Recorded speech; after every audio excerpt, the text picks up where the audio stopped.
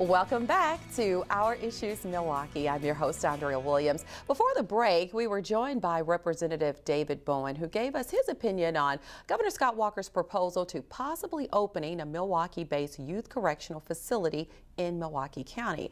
My next guest has helped transform the lives of thousands of youth, affording them a brighter and more productive future. Olivia El-Amin is the Director of Corporate Affairs for the New Horizons Center Incorporated that's located on Milwaukee's north side. How are you, Olivia? I'm great today. Thank you so much for having me. I appreciate you being here. No problem. And New Horizons Center has been serving children and their families for over 30 years. Yes. And your husband, Salim El-Amin, is a co-founder. Tell us more about the organization and what it is you do. New Horizons Center actually celebrated its 31st anniversary this past December 2nd. So we had a small celebration in our kitchen. Last year we had a huge celebration downtown at the hotel. So we just did something small for our staff this year. But we've been around for 31 years helping children and family on a multitude of levels.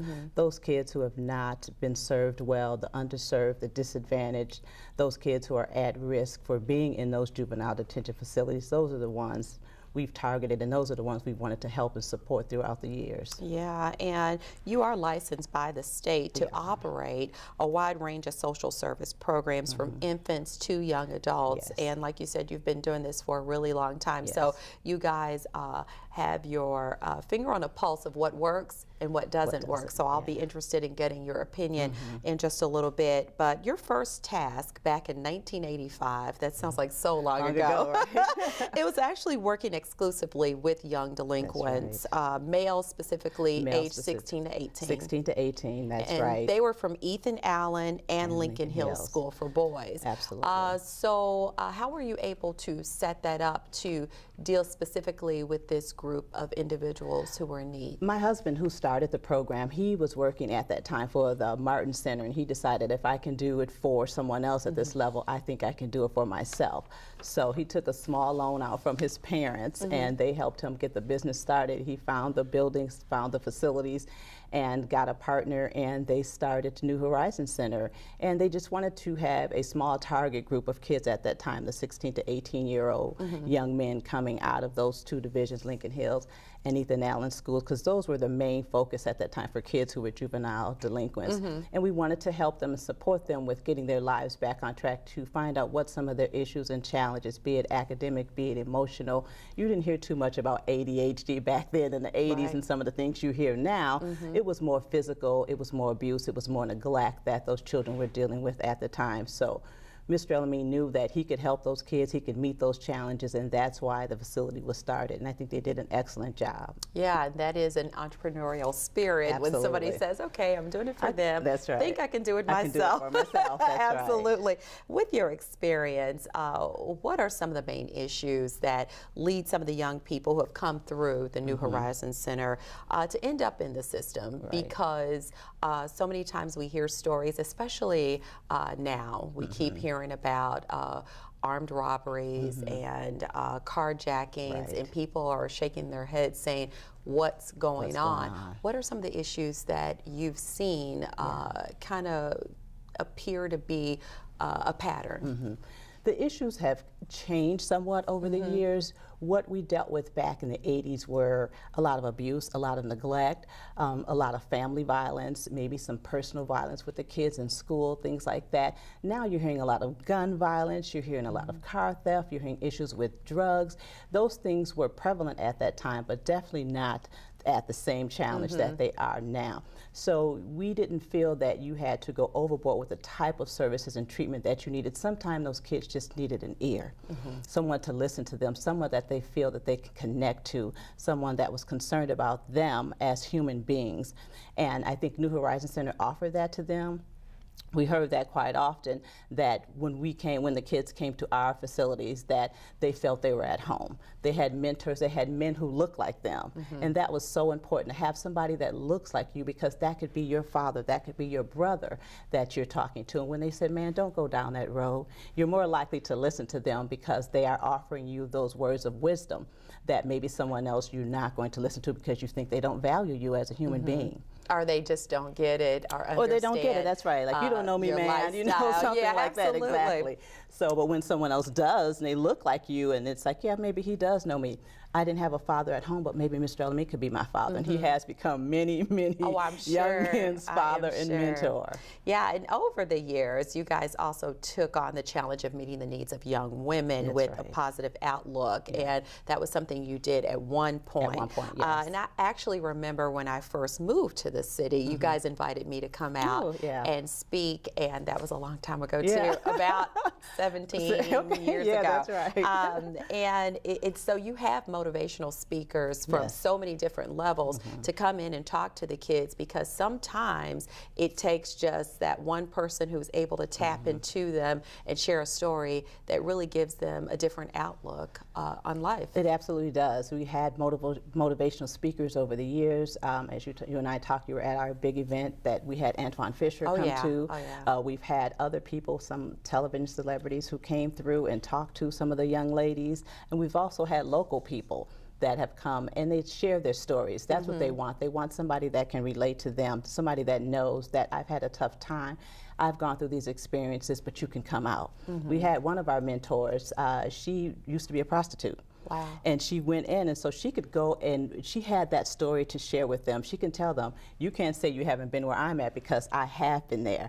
She was a prostitute, she was on the street, she was doing all those things, she was hustling, but she got herself out and she started her own group home and her own facility. So she knew what those young ladies were going through, and she also could give them just tidbits of information and resources to say, you can turn this around. This does not have to be your future. This was a part of your past, but now you have an opportunity here at our facility to turn your life around. And many young ladies have done that with our help at A Positive Outlook at that time. Yeah, and I remember just sharing a story of all of the possibilities that are out there, because so many times kids, they get in their neighborhoods and they don't see anything outside of that. They don't realize that you can pick any school in America if you do well to go to college, and you really write your own story if you realize that you can be an author, right? Absolutely, that's right. So that was really the story that I came there with, to just kind of say, I've had an opportunity to do all these fun things, and it was because I was focused on this, this, and this. And if you realize a focus, you can make anything happen. Anything happen. And that's with young and old alike. That mindset can take you to the next level. They're looking for hope. Absolutely. They're looking for hope. They're looking for somebody to give them that spark, to give them that one resource to say that you mean something, that you matter. Your life has a vision. God put you here for a reason, no matter what your childhood or your teenage circumstances might be. You still have that opportunity to turn it around, to make something better, to set a goal, to set a purpose, to be true, to be authentic to your own self, and to know that you are valued. You're a human being, regardless of whatever happened, whether it's molestation, deprivation, poverty, all those things. You still, as long as you're alive, have that opportunity to do better. So very true. And you mentioned Antoine Fisher. You brought him to town some years ago, and that was a powerful speech that he gave, because of course his story made it to the big screen, and it actually was Denzel Washington's directorial debut. And it was just a really powerful story of his life in foster care, and how it really had such a huge impact on his life. And you've actually tapped into the foster care system, which made him perfect for what it is that you offer. You guys recruit, train, and license foster parents, in addition to placing treatment foster children in loving homes. You also run a daycare. So you guys have a lot going on, and you're able to balance all those balls and really be effective in dealing with kids. Right. And Antoine Fisher at that time was excellent. I think it was that year was the year of the foster parents, and having him on board was just such an honor for someone who not only had his story told on the big screen, but in person was so warm and so kind, considering what he had gone through in his life. And he was that example that even with that type of horror that happened, that you can still rise to the occasion, and not only rise, you can be a meteor, and you can go to the top. You can go all the way to the top, and that's what he was a symbol of. And actually, we're still in touch with each other many years later. I can believe that because he had he was soft-spoken, very much but so. his story was so powerful. I mean, obviously powerful enough that you know, it made it to the big screen. Yeah, that's right. And I think, and because he didn't hold bitterness, I think that was a part of it too. He didn't hold bitterness for his foster parents and all those people who did those wrong things to him. He knew they were wrong and they were bad, but they did not hold him. He held them, and he took his life into his own hands, and he turned things around, and now he's able to help thousands of other people, not only with the movie that reruns, we know, on HBO and everything else, but also guest speaking and being that personal example of survival. Yeah. He was a survivor.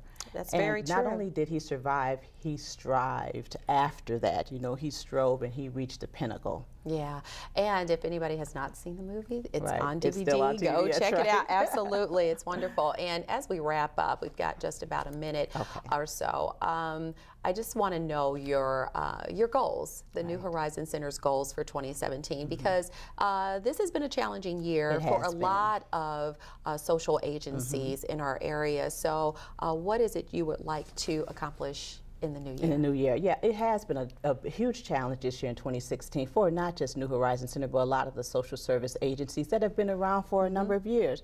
After 31 years of service, you think that you would be honored and you would be in a situation of prestige, but sometimes, depending on the circumstance and the environment, people don't necessarily like that. And there have been some challenges to try to remove services. There's been some legal challenges and other things that New Horizons Center and those other agencies have had to contend with. So for 2017, our goal is to remain in business, to continue to serve families, to continue to serve children, and to be that beacon of light that we've been for the past 31 years in this community. Yeah. We're a foundation. We're a foundation of hope. We're a foundation of success. We're a foundation, a beacon of light for kids to come and have a place to just rest their head. That's what it's all about. Well, continued success to you, and we hope everything works out in the new year. Thank you so much. It's been a pleasure. Olivia El-Amin is the Director of Corporate Affairs for the New Horizons Center, which is located in Milwaukee. You can log on to THENHC.org or call 962-4000. That is going to do it for today's show. I'm your host, Andrea Williams. As always, I thank you for watching, and I do hope you join us again next week as we take another look at our issues, Milwaukee. Happy holidays.